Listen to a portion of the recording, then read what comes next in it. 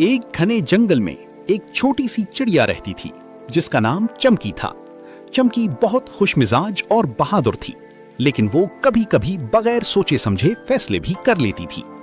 एक दिन वो दरख्त की एक ऊंची शाख पर बैठी गाना गा रही थी कि अचानक उसे नीचे घास में कुछ हलचल नजर आई।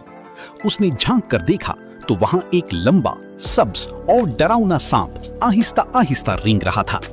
चमकी को थोड़ा सा डर लगा, मगर तजस्सुस भी था। उसने सोचा, मुझे मालूम करना चाहिए कि ये सांप क्या कर रहा है। यही वो लम्हा था जहां से एक दिलचस्प और सबक आमोज कहानी शुरू होती है।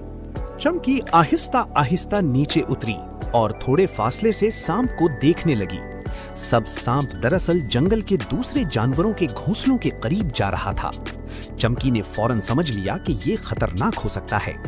उसने हिम्मत की और जोर जोर से चहचहाना शुरू कर दिया ताकि दूसरे परिंदे खबरदार हो जाएं। उसकी आवाज सुनकर खरगोश, गिलहरी और दूसरे परिंदे भी आ गए।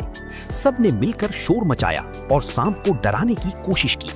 सांप कुछ देर तो रुका, मगर फिर वो शोर से घबराकर आहिस्ता आहिस्ता जंगल के अंदर की तरफ वापस चला गया। चमकी की बहादुरी की वजह से सब जानवर महफूज रहे।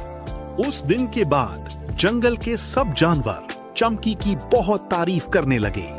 उन्होंने सीखा कि छोटा हो या बड़ा, हर कोई हिम्मत और समझदारी से बड़ा काम कर सकता है।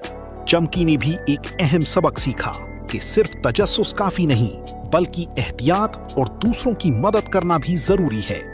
अब वो पहले से ज्यादा समझदार हो गई थी और हमेशा दूसरों को खतरे से आगाह करती थी।